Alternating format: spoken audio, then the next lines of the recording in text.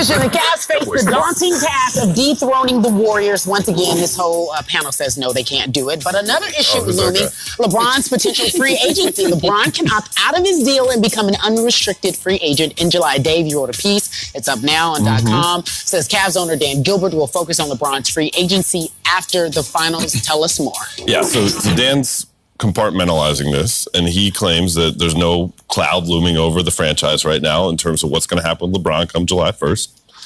I don't know if I believe that, but you know, they would be doing a disservice to where the Cavs are in this moment to not put all your thoughts and efforts into trying to get 4 wins. When that doesn't happen, or when we move on from the NBA Finals, this is everything that the whole NBA is paying attention to, not just the Cavs. Of course. You know, if LeBron signs with the Cavs, they have a chance to remain competitive. If not, but Dave, wouldn't you say the Cavs have the edge right now in terms of all the other teams that he could go with, no matter how much I joke about coming to LA? Don't you think they have the edge in terms of keeping LeBron? They're 4 wins away from a championship, and if they win the championship, LeBron's not going to leave. He cares about his legacy way too much to leave a championship team. So that's why they have the edge. But the 3 teams that we've been talking about that are in the conversation in terms of where I think, Sixers, Lakers, and Cavs. Now, you maybe throw in the Rockets. Don't put that. Maybe throw in You better throw that Trip City and Jimmy. Dark horse. Nobody saw the Heat coming either. Nobody saw Miami Heat coming either. All right. The reason why we know, though, that this is a bunch of hogwash is because they still got that 8th pick.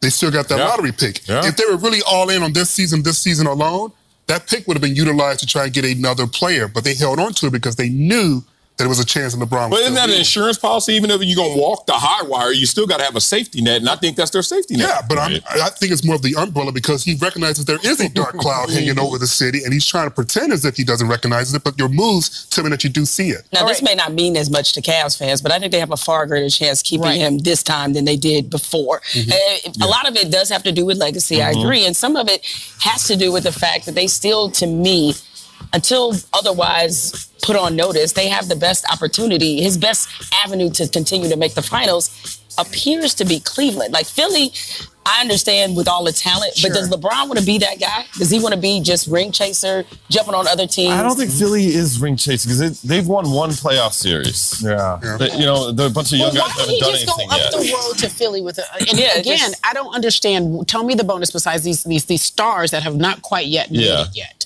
How could he and the Eastern Conference, and it's He's still bringing them along. Yeah, and he gets him, sets him up, if it works off early, that he could extend his career and not be option 1, be option 3. That's what he thought he was going to do when he came to Cleveland. He thought Cari and Kevin Love would be those guys for him. They haven't been. You know what? And that's why you have to look at other options. Real estate. That's why I still feel like he's coming to LA. Yeah, how about this? How big is... Stop it. I heard you say LA, but you didn't finish. How big a slice is the relationship between Dan Gilbert and LeBron James? We know legacy, winning, lifestyle, but how much is it that relationship? Well, I mean, again, if he has to trust someone to put his life and legacy in their hands, and there is a level of bad blood from all the things that have happened dating back to the decision, that's tough. I mean, how do you just all of a sudden repair that? And if there are moves that start to be made that he believes aren't in his and the franchise's best interest, Kyrie Irving trade, general manager, fired. David Griffin gone.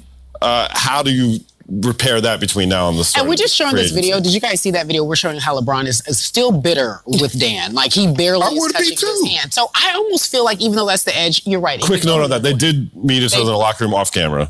After Game 7. Always off camera, though. Hey, dog. Can't be having them flicks with you. Can't be on the IG. Mama don't like a lot of people over. Can't you love me in public? You know how much you gotta hate somebody?